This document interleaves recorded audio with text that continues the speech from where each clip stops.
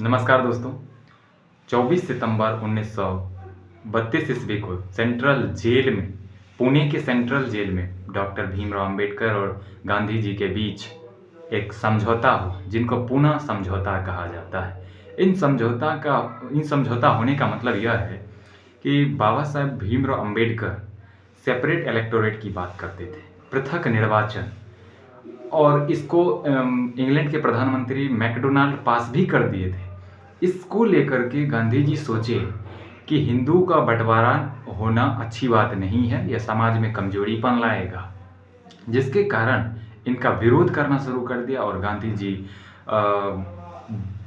20 सितंबर को central jail में ही अनशन पर बैठ गए और सभी लोगों के द्वारा अंबेडकर जी पर दबाव भी बनाने शुरू कर दिया, क्योंकि गांधी जी उस समय बूढ़े अवस्था में आ गए थे और बीमार भी रहने लगे थे। सेंट्रल जेल में तो और भी बीमार पड़ गए, क्योंकि अनशन पर बैठे हुए थे, कुछ खाते पीते थे ही नहीं।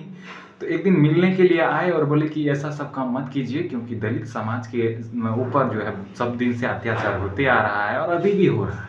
इसको लेकर के जो है हम पृथक निर्वाचन का मांग कर रहे हैं, और यह सही है, आप खाइए पिए, कोई दिक्कत नहीं है, और कह के चल आए। लेकिन ऐसी बात तो मानने को तैयार ही नहीं थे गांधी जी, क्योंकि हिंदू का बंटवारा चाहते ही नहीं थे। इसको लेकर के गांधी जी, अंबेडकर जी पर सभी के द्वारा, कांग्रेस के द्वारा दबाव बनाया गया कि ये आप ठीक नहीं कर रहे हैं, क्योंकि गांधी जी अनशन पर बैठे हैं और बीमार भी हैं, कुछ हो गया तो इसके लिए दलित समाज जो है सब दिन के लिए जिम्मेदार माना जाएगा।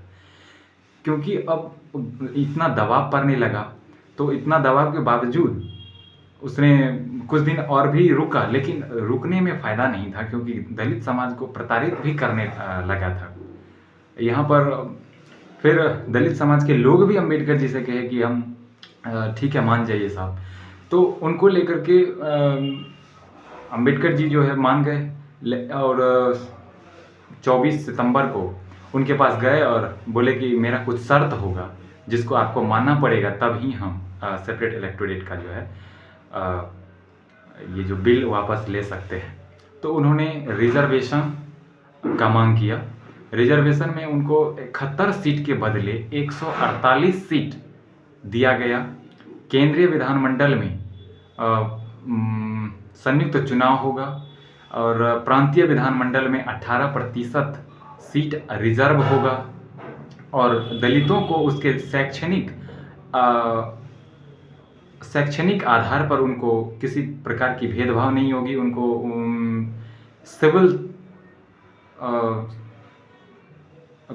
वर्क में जो है उनको किसी प्रकार का भेदभाव नहीं, उनको मौका दिया जाएगा, उनके हिसाब से उनको काम दिया जाएगा, और उनको जो है एक निर्वाचन के स्तर पर इतना सीट तो आरक्षित कर ही दिए।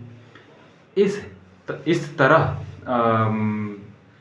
सेंट्रल जेल में पुनः समझौता जो है का दोनों के बीच संपन्न हुआ। मदन मोहन मालवीय साहब भी थे, नेहरू जी थे, और कांग्रेस की उपस्थिति में भी इसका जो संपन्नता हुआ। धन्यवाद।